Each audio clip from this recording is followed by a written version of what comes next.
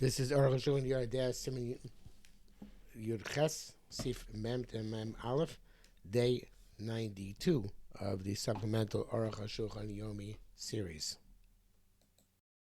Kassu Rabbi saying about Shulchan Rabbi Sif Yud Ches. Shulchan writes that Tabach says she told Schar min Hashem coming Ksheros. A butcher has to take his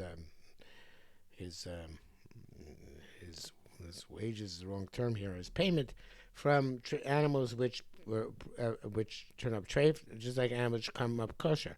So you should not come to be lenient to be machshir animals in order to receive his payment from the ksheros.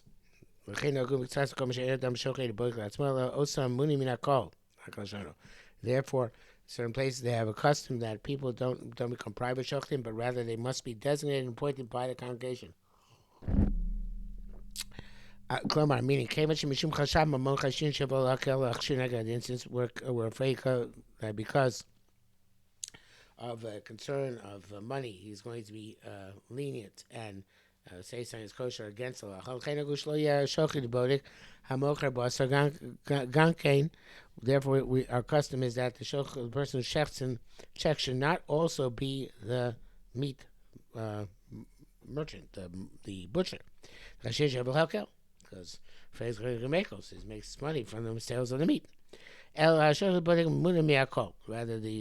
shochet is designated by the congregation, and he shechts the animals of the butchers.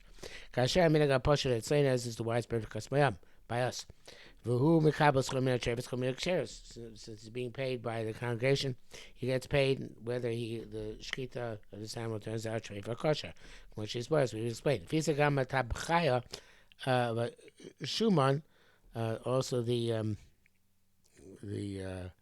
I guess means some sort of payment, some sort. Shuman and the fats that they get.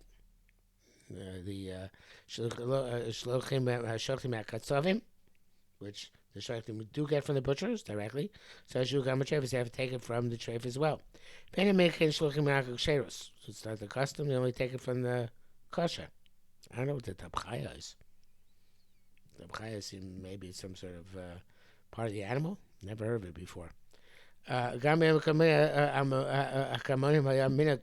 Also in ancient times, that was a custom.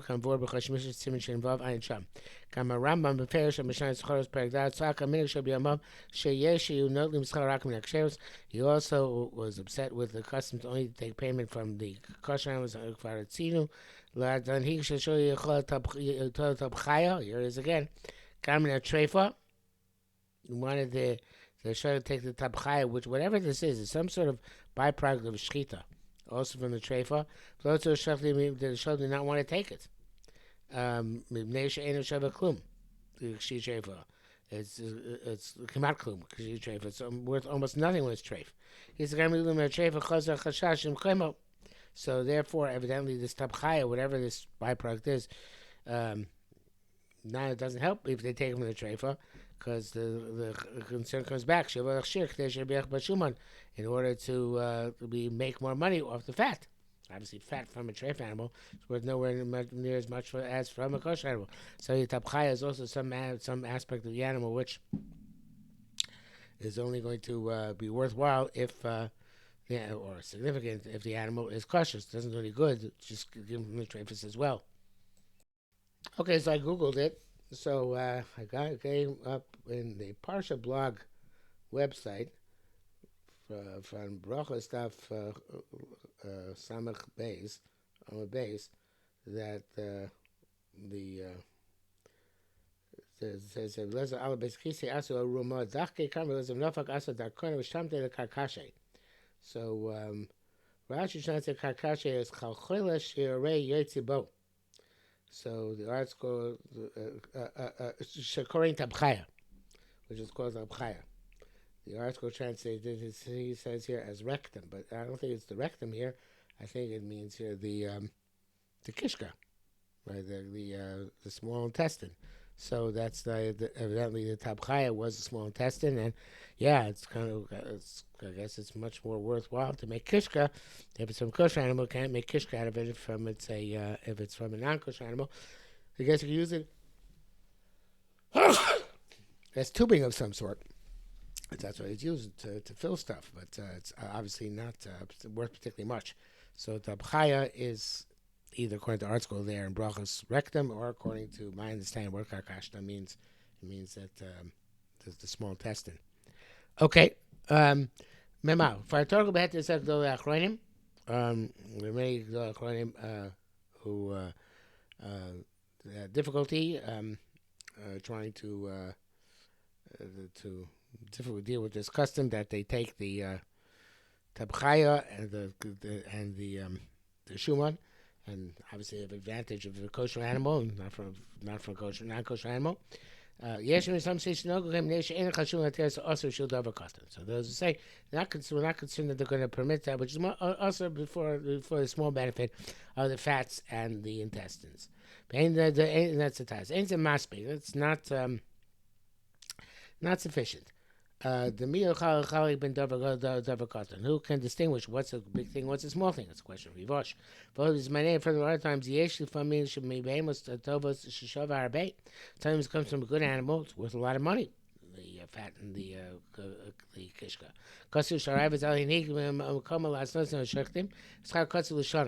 So it says, well, the Ravid in his place, in Bavans, obviously, made stipulation that they would get a set amount every year. Here it is. And we waited a little bit. We were saying that he uses karkoshas. I'm not sure if I would have realized it's interchangeable with abchaya, but here it is. And then, so he says they would receive the karkoshos from the ksheros for that set amount. Was that the chash? For some reason, there's no suspicion here. Since they are getting the karkoshos for, I'm not sure who Shekabu is. That I mean, why if they're getting a set amount, it seems like just an added benefit to their salary. But he says Zelik Achasha came Shkone Karkosh Shushu comes Eno Tikusholim. But then he says, so why there's no concern because they're buying the karkoshos. So it must be that he's saying that the Ravid's karkona was that they should the shochtim should pay for the kishkas and for the kosher ones, and they should in other words pay them a little bit extra. And they usually have to buy the kishkas from us. But that's also obviously not Tikkun Sholem, because they still have a vested interest in kosher karkashtas, because they're getting them in final analysis. Some say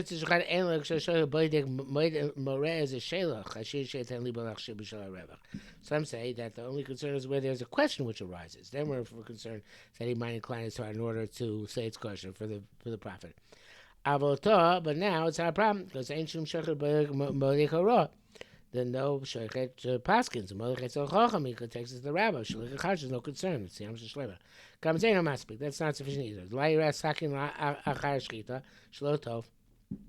Maybe sure is going to see the knife after shchita. That's not good. We had ten libo last year, and his he'll say nah, it's still kosher. But ain't shochet chacham. Maybe don't ask about knives to the chacham. Here's because those who wrote the Kevin shall katzom that's be boss of chomine ear. The butchers have to supply meat to be a sedic shenit for behema zu, and when this animal comes straight bechrech lamb lishlo lecheres, they have to shecht another animal. Can't air show nogea b'davar. So therefore, shecht it's not nogea. Show you lishlo lecheres. I'm claiming one straight, but let's shecht another one, and get rewarded for the second one. That's crazy, placy. Zebbe Maseros goes. That's true about large cities. I'm Katana, but a small city. Certainly in villages. It happens all the time. When an animal gets straight, and shochtim acheres. They don't shoch another one. They go with that meat.